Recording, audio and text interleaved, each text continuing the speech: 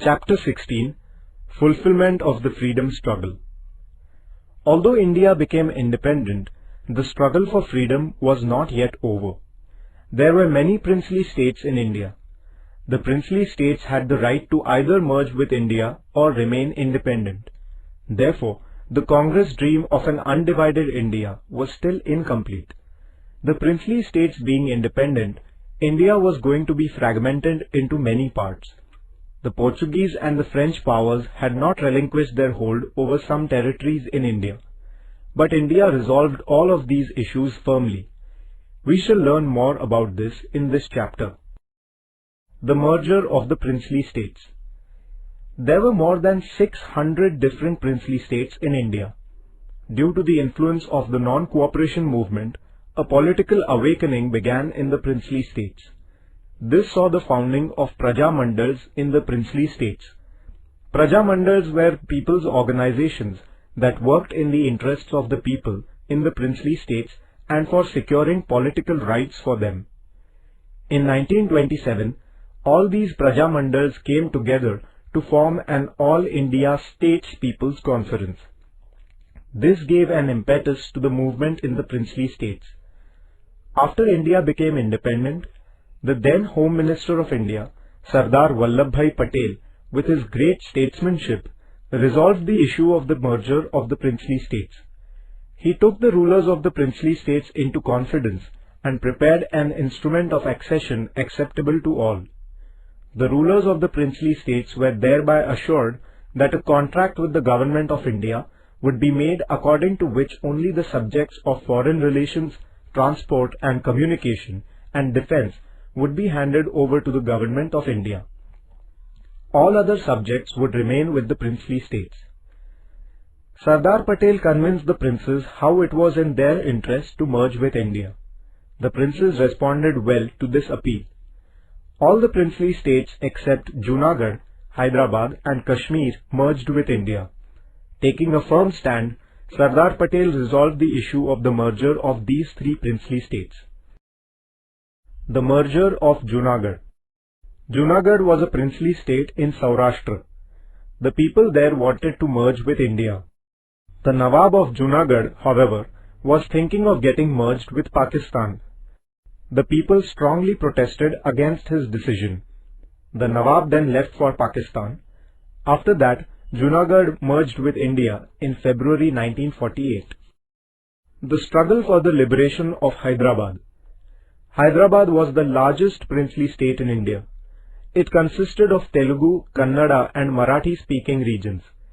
This state was under the autocratic rule of the Nizam.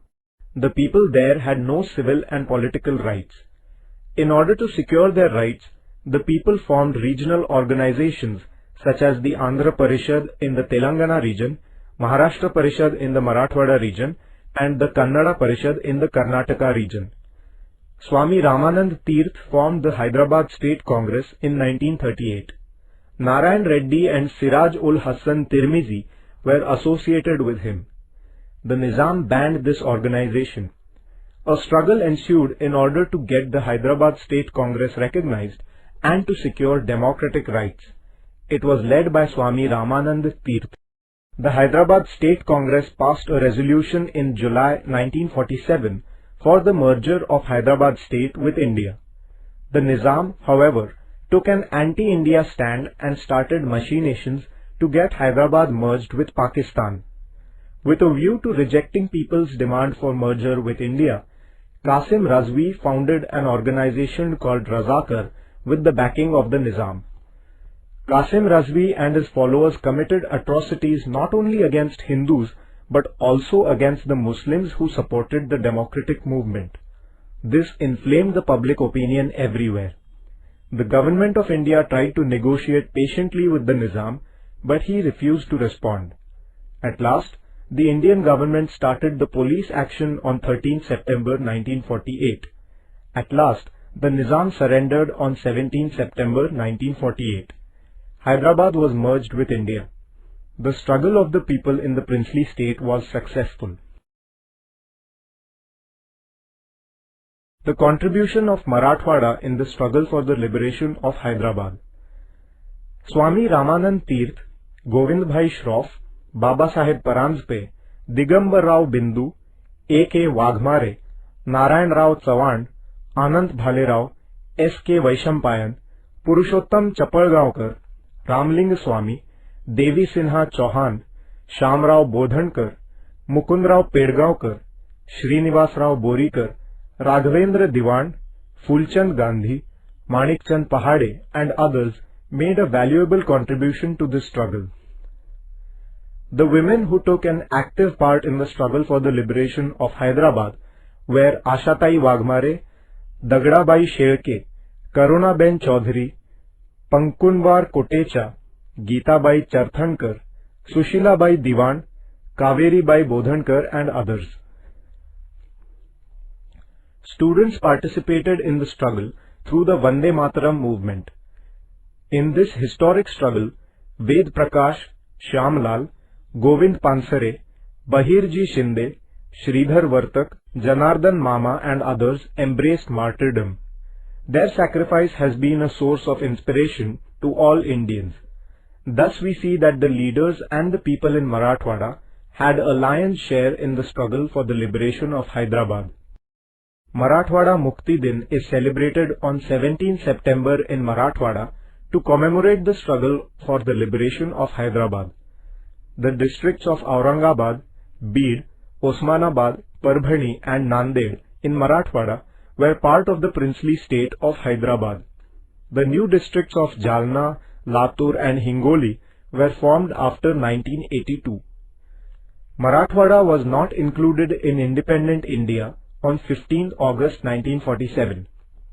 After the inspiring struggle of the people, this region was merged with India in 1948. This unique struggle will always inspire the people of the entire country. The Kashmir problem. Hari Singh, the ruler of the state of Kashmir, had decided to remain independent. Pakistan had intended to secure the merger of Kashmir with Pakistan. For this purpose, Pakistan began to put pressure on Hari Singh. At the instigation of Pakistan, armed intruders attacked Kashmir in October 1947. Hari Singh then signed the instrument of accession with India. After Kashmir had thus merged with India, the Indian army was sent for the defense of Kashmir. The army won back a major portion of Kashmir from the possession of the intruders, but a part of it remained under the possession of Pakistan. The merger of the French colonies. Even after India had become independent, Chandranagar, Pondicherry, Puducherry, Karaikal, Mahe and Yanam territories were in the possession of the French. The Indian natives there were eager to get merged with India. The Indian government demanded that these territories, being parts of India, should be handed over to India. France held a plebiscite in Chandranagar in 1949. The people there voted for India. Chandranagar was handed over to India. Thereafter, France handed over the rest of the territories to the government of India. The struggle for the liberation of Goa. Portugal declined to hand over the territories under its possession to India. Indians had to struggle for securing these territories. Dr. T.B. Kunha was in the forefront of this struggle. He worked to bring about an awakening of the people against the Portuguese government. He founded the Goa Congress Committee to struggle against the Portuguese. Later, he founded the organization the Goa Youth League in Mumbai in 1945. In 1946, he entered Goa and violated the ban on public speech. For this, he was sentenced to 8 years of imprisonment. It was in the year 1946 that Dr. Ram Manohar Lohia started a satyagraha for the liberation of Goa. Violating the ban, he delivered a public speech at Madgaon in Goa, for which the Portuguese government deported him. At about the same time, the Azad Gomantak Dal was raised to liberate the Portuguese colonies of Dadra and Nagar Haveli in Gujarat. On 2nd August 1954, youths of the Azad Gomantak Dal mounted an armed assault and liberated the territories of Dadra and Nagar Haveli from Portuguese rule. Among those who participated in the attack were Vishwanath Lavande, Rajabhau Wakankar, Sudhir Phadke, Nanasaheb Kajrekar and others. In 1954, the Goa Mukti Samiti was formed. The Samiti sent many batches of Satyagrahis from Maharashtra into Goa. N.G. Gore, Sudhir Phadke, Senapati Bapat, Peter Alvarez, Mahadev Shastri Joshi and his wife Sudhatai participated in this satyagraha. Mohan Ranade was a leader of great daring in this struggle. The Portuguese rulers subjected the Satyagrahis to unlimited tyranny and atrocities. Some of them became martyrs to the Portuguese tyranny. This infuriated the public opinion in India. The liberation struggle in Goa intensified further.